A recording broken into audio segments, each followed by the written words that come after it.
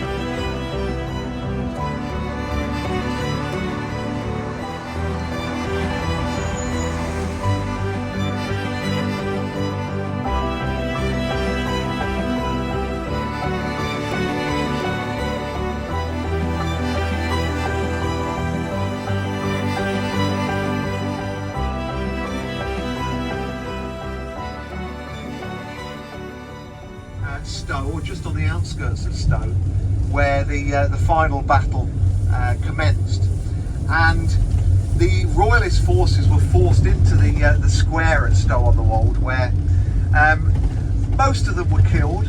Thousands of them were taken prisoner. First village that we come into, you can immediately see this is the Cotswold stone, and these houses here range from about the 1500s onwards. What you'll also notice, the roofs on most Cotswold houses are also made from Cotswold stone. So the shingles there are Cotswold stone as well. Little wooden structure just over here, and they're the town stocks.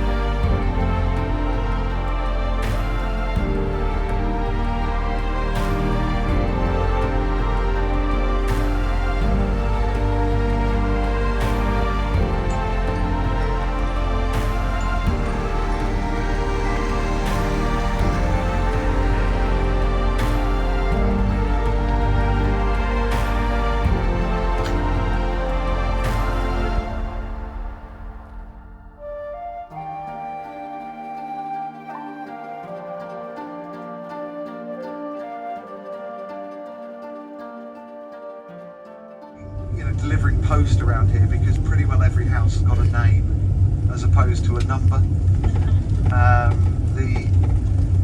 You know, Little Barrington, if you think that Little Barrington, most of these houses here would have been the workers of you know, of there, that nowadays that house there is on the market currently, and that one's 2.5 million. So it's pretty expensive to live in the Cotswolds, and it's only 4 bedrooms. There might be 2 baths in them, but we don't have that many houses. We got used to it, you know. We've always been a dirty nation. Coal running through, and you can walk over this 17th century bridge. These are the cottages just over here on this side. You'll notice how wavy the roofs are on all Cotswold stone cottages. The roofs are very wavy because the Cotswold stone's pretty.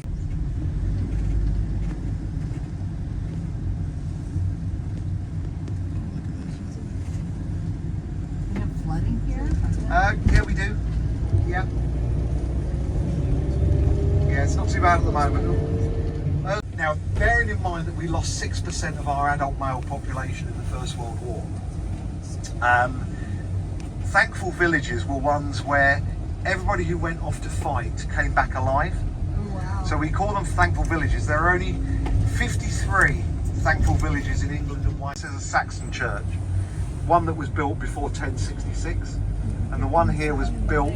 The original church was. We spoke fully English by then, but the nobility all spoke French.